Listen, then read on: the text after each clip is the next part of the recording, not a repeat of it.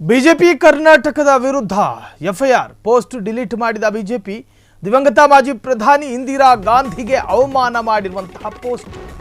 BJP Karnataka ವಿರುದ್ಧ FIR post delete ಮಾಡಿದ BJP ದಿವಂಗತ ಮಾಜಿ ಪ್ರಧಾನಿ ಇಂದಿರಾ ಗಾಂಧಿಗೆ ಅವಮಾನಿಸಿ ಪೋಸ್ಟ್ ಅನ್ನು ಮಾಡಲಾಗಿತ್ತು. ತುರ್ತು ಪರಿಸ್ಥಿತಿ ಸಂಬಂಧ ಇಂದಿರಾ ಗಾಂಧಿ ವಿರುದ್ಧ ಅವಹೇಳನಕಾರಿ ಪೋಸ್ಟ್.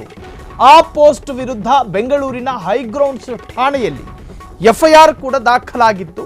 ಕೆಪಿಸಿಸಿ ಕಾರ್ಯದರ್ಶಿ ಎಸ್ ಮನೋಹರ್ ಕೊಟ್ಟ ದೂರಿನಡಿ ಎಫ್ಐಆರ್ ದಾಖಲು ಮಾಡಿಕೊಳ್ಳಲಾಗಿತ್ತು. ಭಾರತೀಯ ನ್ಯಾಯ ಸಂಹಿತೆಯ ಕಲಂ 192, 353 ಅಡಿಯಲ್ಲಿ ಎಫ್ಐಆರ್ ದಾಖಲಾಗಿತ್ತು. ನಿನ್ನೆ ಮಧ್ಯಾಹ್ನ 3:54 ಪೋಸ್ಟ್ ಹಾಕಿದ್ದ ಕರ್ನಾಟಕ ಬಿಜೆಪಿ ಒಂದು ತರಹದ ಟ್ವಿಟರ್ ಫೇಸ್ಬುಕ್ನಲ್ಲಿ ಇಂದಿರಾ ಗಾಂಧಿಯನ್ನ ನಿಂದಿಸಿ ಪೋಸ್ಟ್ ಮಾಡಲಾಗಿತ್ತು. ಮಾಜಿ ಪ್ರಧಾನಿ ಇಂದಿರಾ ಗಾಂಧಿ ಎಫ್ಐಆರ್ ದಾಖಲಾದ ಬೆನ್ನಲ್ಲೇ ಆ ಪೋಸ್ಟ್ ಅನ್ನು ಡಿಲೀಟ್ ಮಾಡಿದ ಬಿಜೆಪಿ. ಎಫ್ಐಆರ್ ದಾಖಲಾಗ್ತಾ ಇದ್ದ ಹಾಗೆ ಪೋಸ್ಟ್ ಅನ್ನು ಡಿಲೀಟ್ ಮಾಡಿದ್ದಾರೆ. ಅವರಿಗೂ ಅನ್ನಿಸಿರಲೂಬಹುದು ಇದು ಅತ್ಯಂತ ನಿಂದನಾತ್ಮಕ. ಭಾರತದಲ್ಲಿ ಎಮರ್ಜೆನ್ಸಿ, ಇಂದಿರಾ ಗಾಂಧಿ ಹೇರಿದ್ದಂಥ ಎಮರ್ಜೆನ್ಸಿ, ಅದಕ್ಕೆ ನಿನ್ನೆಗೆ 50 ವರ್ಷ ಕಂಪ್ಲೀಟ್ ಆಗಿದೆ.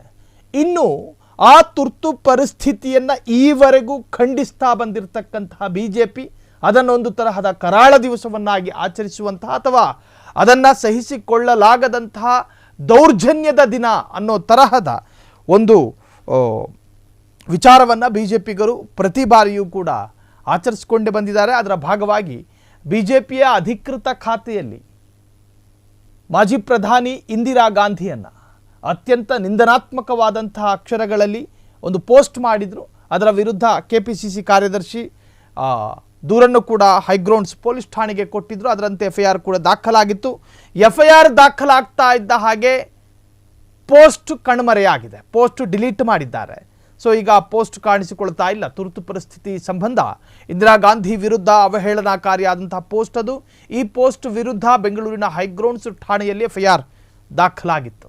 ಕ್ಷಣ ಕ್ಷಣದ ಸುದ್ದಿಗಳಿಗಾಗಿ ಫ್ರೀಡಂ ಟಿವಿ ಸಬ್ಸ್ಕ್ರೈಬ್ ಮಾಡಿ, ಲೈಕ್ ಮಾಡಿ ಹಾಗೂ ಫಾಲೋ ಮಾಡಿ. ಹೊಸ ಸುದ್ದಿಗಳ ನೋಟಿಫಿಕೇಶನ್ಗಾಗಿ ಬೆಲ್ ಐಕಾನ್ ಮೇಲೆ ಕ್ಲಿಕ್ ಮಾಡಿ.